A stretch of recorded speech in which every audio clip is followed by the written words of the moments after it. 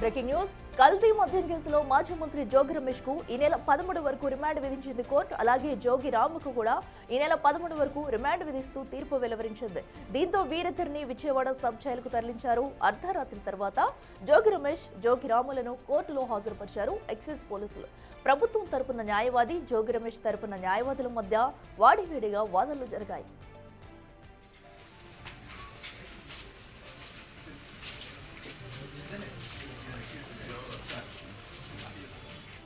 రెడ్డికట్టు కల్తీ మద్యం కేసులో అరెస్ట్ అయిన జోగి రమేష్ కు అలాగే జోగి రాములకు కూడా 13 రోజులైతే రిమాండ్ విధించింది కోర్టు. అయితే అర్ధరాత్రి దాటిన తర్వాత కూడా కోర్టు అయితే ఈ తీర్పును వెలువరించింది. దీంతో వీరిద్దరిని విజయవాడ సబ్ జైలుకైతే తరలించారు పోలీసులు. అయితే ఇప్పటికే కల్తీ మద్యం కేసులో మొదటి నుంచి కూడా ఆరోపణలు ఎదుర్కొంటూ వస్తున్నారు జోగి రమేష్. మరో పక్కన తనకి ఈ కేసుకు సంబంధించి ఎలాంటి తన ప్రమేయం లేదని, నన్ను వాంటెడ్ ఇరికిస్తున్నారంటూ కూడా జోగి రమేష్ చెప్పుకుంటూ వచ్చారు. అయితే ఎట్టకేలకైతే నిన్న ఉదయం కూడా జోగి రమేష్ అయితే పోలీసులు అదుపులోకి తీసుకున్నారు.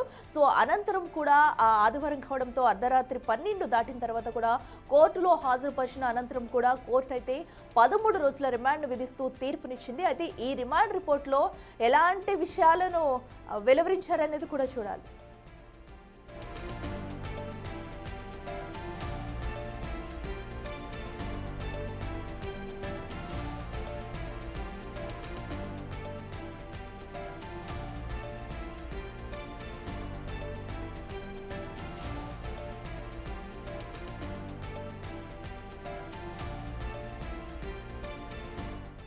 ఇసుకట్టు కల్తీ మద్యం కేసులో కూడా జోగి రమేష్ అలాగే జోగి రాములను అరెస్ట్ చేశారు. అయితే ఈ కేసుకు సంబంధించి కూడా 11 రోజుల రిమాండ్ అయితే విధించింది కోర్టు. ఈ నెల 13 వరకు కూడా వీరిద్దరికి రిమాండ్ విధించింది. దీంతో అటు విజయవాడ సబ్ జైలుకి అయితే వీరిద్దరిని తరలించారు. ఇక మరింత సమాచారం మా ప్రతినిధి శివ అందిస్తారు. శివ, చెప్పండి. అయితే ఎంతో కీలకంగా మారిన ఈ కల్తీ మద్యం కేసు అయితే ఎట్టకేలకు జోగి రమేష్ అయితే అదుపులోకి తీసుకున్నారు. సో అయితే రిమాండ్ రిపోర్ట్ లో ఎలాంటి అంశాలను పేర్కొన్నారు? సో ఇప్పటికే అటు 11 రోజుల రిమాండ్ అయితే విధించడం జరిగింది. తదుపరి ప్రాసెస్ ఎలా ఉండనుంది? మొత్తం మీద చూసుకుంటే జోగి రమేష్ సంబంధించి కూడా నిన్న తెల్లవారుజామున 6 గంటల సమయంలో పోలీసులు ఆయన నివాసానికి చేరుకున్నారు. దాదాపుగా 2 గంటల పాటు ఆయన్ని బతిలాటం కానీ లేకపోతే ఆయన తలుపులు తీసిన పరిస్థితి కనిపిస్తా ఉంది. నిన్న ఉదయం 8 గంటల సమయంలో జోగి రమేష్ ని పోలీసులు అరెస్ట్ చేశారు. అక్కడి నుంచి 9 గంటల సమయంలో విజయవాడ తూర్పు ఎక్సైజ్ కార్యాలయం తీసుకొచ్చారు. అక్కడి నుంచి దాదాపుగా 13 గంటల పైగా కూడా ఆయన సుదీర్ఘంగా విచారించారు. రాత్రి 9:45 సమయంలో విజయవాడ సబ్ జైలు విజయవాడ ప్రభుత్వ వైద్యశాలకు తరలించారు. అక్కడ వైద్య పరీక్షలు నిర్వహించారు. ఆ సమయంలో ఈ కార్యకర్తలకి, నేతలకి పోలీసుల మధ్య తీవ్ర స్థాయిలో వాగ్వివాదం, గొడవ జరిగింది. ఒక దశలో ఉద్రిక్తత వాతావరణం చోటు చేసుకుంది. హాస్పిటల్ అద్దాలు సైతం ధ్వంసమైన సంఘటన కలిగింది. 10:30 నుంచి అక్కడి నుంచి కూడా విజయవాడ కోర్టుకి జోగి రమేష్ తీసుకొచ్చారు. 11 గంటల సమయంలో ఆయన కోర్టులో తీసుకొచ్చారు. అర్ధరాత్రి 1:45 సమయంలో న్యాయమూర్తి ఎదుట హాజరుపరిచారు. దాదాపుగా రిమాండ్ కి సంబంధించి కూడా 3 గంటల పాటు ఇరు వర్గాల మధ్య తీవ్రస్థాయిలో వాగ్వివాదాలు, వివాదాలు కొనసాగిన పరిస్థితి కనిపిస్తాం. ఎట్టకేలకు 5 గంటలకి ఆయన్ని 13వ తేదీ వరకు అంటే 11 రోజుల పాటు రిమాండ్ పొడిగిస్తూ 6వ మున్సిపల్ మేజిస్ట్రేట్ కోర్టు ఉత్తర్వులు జారీ చేసింది. 5:45 ఆయన విజయవాడ సబ్ జైలుకి లోపలికి వెళ్లిపోయిన పరిస్థితి కనిపిస్తా ఉంది. రిమాండ్ రిపోర్ట్ అంశానికి వస్తే ఆయనపై చాలా కీలకమైన ఆధారాలను సిట్ అధికారులు సేకరించారు.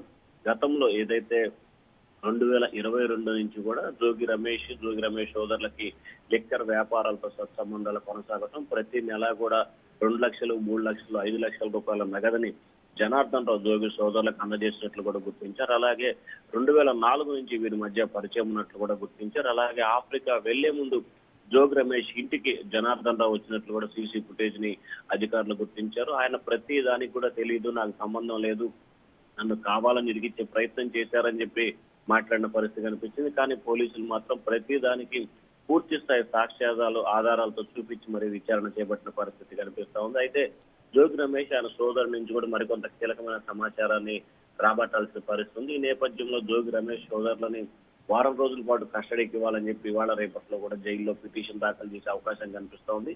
మొత్తం మీద చూసుకుంటే దాదాపుగా 24 గంటల పాటు కూడా జోగి రమేష్ ఎపిసోడ్ ఎన్టీఆర్ జిల్లాలో తీవ్ర ఉద్రిక్తత వాతావరణానికి చోటు చేసుకున్న పరిస్థితి కనిపిస్తా ఉంది. శివ అయితే ఇప్పటికే ఆయన మొదటి నుంచి కూడా నా ప్రేమ ఏం లేదు వాంటెడ్ గానే నన్ను ఇరికిస్తున్నారంటూ కూడా జోగి రమేష్ అయితే చెప్పుకుంటూ వచ్చారు. అయితే వాదనలు జరిగిన నేపథ్యంలో కూడా మరి అటు కోర్టు ముందు ఎలాంటి వాదనలు వినిపించారు? సో ఎందుకంటే ఆధారాలు కూడా చాలా ఇంపార్టెంట్ కాబట్టి సో అటు ప్రభుత్వం తరపు నుంచి కూడా ఎలాంటి వాదనలు అయితే వినిపించారు? ఏమైనా ఆధారాలు సమర్పించారు? అంటే పూర్తి స్థాయిలో అదైతే స్విఫ్ట్ అధికారులకు సంబంధించి కూడా పూర్తి స్థాయిలో సాక్ష్యాలని ఆధారాలని సేకరించిన పరిస్థితి కనిపిస్తా ఉంది. లిక్కర్ కేసుకు సంబంధించి కూడా ప్రభుత్వ తరపు న్యాయవాది బలంగా వాదనలు వినిపించారు. కల్తీ మద్యం తయారు వెనుకలో జోగి సోదరుల పాత్ర ఉంది. జనార్దన్ రావు, జగన్మోహన్ రావు జోగి సోదరుల కల్తీ మద్యాన్ని పూర్తి స్థాయిలో ప్రోత్సహించారు. అలాగే జోగి సోదరులు జనార్దన్ మధ్య అనేక సందర్భాల్లో ఆర్థిక పరమైన లావాదేవీలు ఉన్నాయి. కల్తీ మద్యం ద్వారా కొల్లగొట్టిన డబ్బులు విడత వారీగా జోగి బ్రదర్స్ కి జనార్దన్ రావు ఇచ్చారు. ఇబ్రాహీంపట్నంలో బార్ నడపడానికి సైతం కూడా ఆర్థికంగా రాజకీయంగా గత 10 సంవత్సరాలుగా జోగి సోదరులు సహకారం అందించారు. జోగి సోదరుల అండదండతోటే నకిలీ మద్యం వ్యవహారాన్ని తయారు చేశారు. ప్రభుత్వ ఖజానాకి పూర్తి స్థాయిలో కోట్ల రూపాయల నష్టం వాటిల్లిందని చెప్పి ప్రభుత్వ తరపు న్యాయమూర్తి దృష్టికి తీసుకొచ్చారు. అయితే వైసీపీ తరపు న్యాయవాది అంటే జోగి రమేష్ తరపు న్యాయవాది కూడా కల్తీ మద్యం ఎవరు తయారు చేస్తున్నారో, ఇంతకాలం ఎవరు రక్షణ కల్పించారు, కల్తీ మద్యం విచారణలో చేపట్టిన హైకోర్టులోనే జోగి రమేష్ స్వయంగా పిటిషన్ వేశారు. అటువంటి వ్యక్తిని ఏ రకంగా నిందితుడిగా చేరుస్తారని చెప్పి బలంగా వాదనలు వినిపించారు. కల్తీ మద్యం కేసులో జోగి రమేష్ రిమాండ్ పూర్తిగా ఇన్లీగల్ గా కొనసాగుతోంది. మీడియా సమక్షంలోనే కల్తీ మద్యం వ్యవహారాన్ని జోగి రమేష్ వెలుగులో తీసుకొచ్చారు. అలా అతను ఎలా నిందితుడు అవుతాడని చెప్పి పొన్నవల సుధాకర్ రెడ్డి వాదనలు వినిపించారు. A1, A2 కన్వెక్షన్ ఇవ్వగానే జోగి రమేష్, జోగిరాము నిందితులు ఏ విధంగా అయిపోతారని చెప్పి ఆయన వాదనలు వినిపించారు. కస్టడీలో చెప్పా కానీ ఆధారాలు లేకుండా ఏ రకంగా నిందితులుగా చేరుస్తారు చెప్పాలని చెప్పి ఆయన అయితే వాదనలు వినిపించిన పరిస్థితి కనిపిస్తాం. దాదాపుగా సుదీర్ఘంగా 3 గంటల పాటు పొన్నవల సుధాకర్ రెడ్డి ప్రభుత్వ తరపు న్యాయవాది మధ్య సుదీర్ఘంగా వాదనలు అయితే కొనసాగాయి. అట్లా రైట్ శివ, థ్యాంక్ యూ.